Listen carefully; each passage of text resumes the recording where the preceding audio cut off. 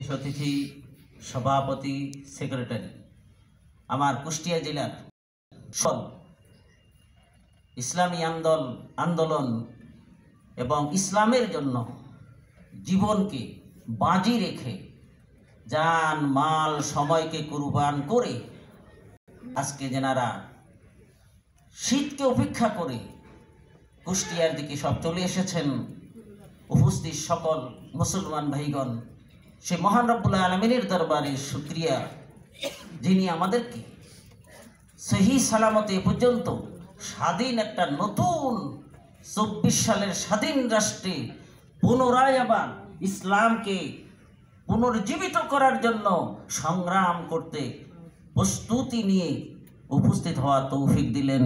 সেই মহান রব্বুল আলামিনের দরবারে শুকরিয়া তান সকলেই বলি আলহামদুলিল্লাহ।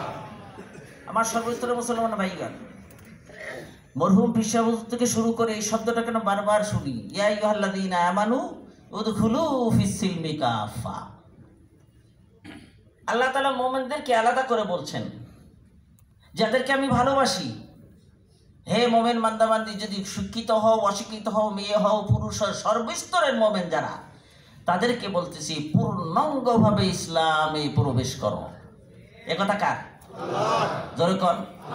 এখানে মুমিন না কে? সে একটু হাত তোলেন যে মুমিন না। আপনারা সকলে মুমিন? সকলে মুমিন ইনশাআল্লাহ? অবশ্যই। ঈমানের জায়গায় কি নয়? ইনশাআল্লাহ নয়। আমি মুমিন, অবশ্যই মুমিন, আমি মুমিন, আমার অন্তর মধ্যে ঈমান আছে। কি কারা কারা কি একটু হাত তুলে দেখো। নারে তাকবীর।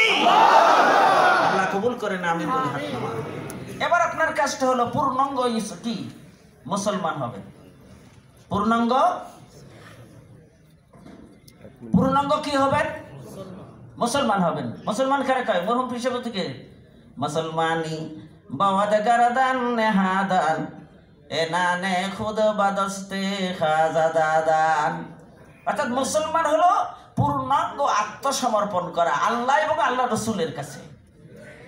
কার কাছে?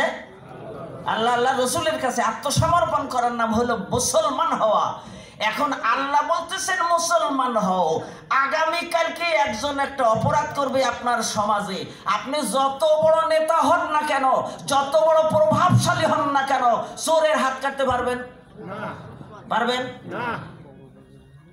একজনে জিনা করছে, বিবাহিত অবস্থায় অন্যায় করছে, পাথর মেরে মারতে পারবেন? কে মারবে? রাষ্ট্র। তাহলে কে মানবে? তাহলে চোরের হাত কাটার দায়িত্বটা কি ইসলামে আছে না নাই? জোরে করে আছে না নাই? অন্যায় করলে তাকে কি বিচারের ব্যবস্থা করার কি হুকুম আল্লাহ দিছে না দেয় নাই? এটা কে করবে? রাষ্ট্র করবে। আপনি যদি চেয়ারম্যান সাহেব করেন, আপনার কিন্তু জেলে যাওয়া লাগবে। কথা ঠিক কি না? আমাদের সেই এমপি কি উপজেলা চেয়ারম্যান সাহেব বলছিলেন না, তারপরে সাংবাদিকরা তারা ধরছে, আপনার কি অধিকার আছে? তখন উনি তাড়াতাড়ি বলছেন না, এটা সরকার করবে। বলেন নাই? উপজেলা চেয়ারম্যান সাহেবের অধিকার নাই, এটা করবে কে? সরকার। সরকার যদি আপনি গঠন না করেন, তাহলে ইসলাম মানতে পারবেন? ইসলাম মানতে পারবেন? সংসদে যাওয়ার আগ পর্যন্ত একদিন আগে আপনি ইসলাম পূর্ণাঙ্গ মানতে পারবেন না। আর ইমানদারকে বলা হচ্ছে তোমাকে ইসলাম পূর্ণাঙ্গ মানতে হবে। ইসলাম যদি আমি পূর্ণাঙ্গ মানতে হয়, প্রথম আমাকে সংসদ পর্যন্ত যেতেই হবে, যেতেই হবে। তার আগে যদি আমি ইসলাম মানতে যাই, আমাকে ফাঁসি দেওয়া হবে। তার আগে ইসলাম মানতে গেলে আমাকে জেল জুলুম হতে হবে, যেটা আজকে 52 বছর বাংলার মানুষকে দেখিয়েছে। ইসলাম না মানার কারণে ভারতের এই বর্ডারগুলিতে এখন চক্রান্ত করতেছে ওই লুচ্চা মহিলা, জেলে সব বাচ্চা ছেড়ে দিয়ে গায়ে পালিয়ে চলে গেছে। কথা ঠিক কি না?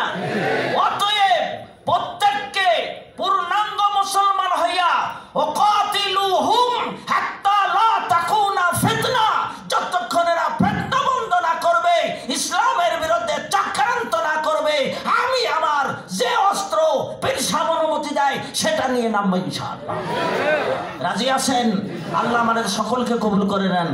আমিন। ওয়া আখিরু দাওয়ানা আলহামদুলিল্লাহ।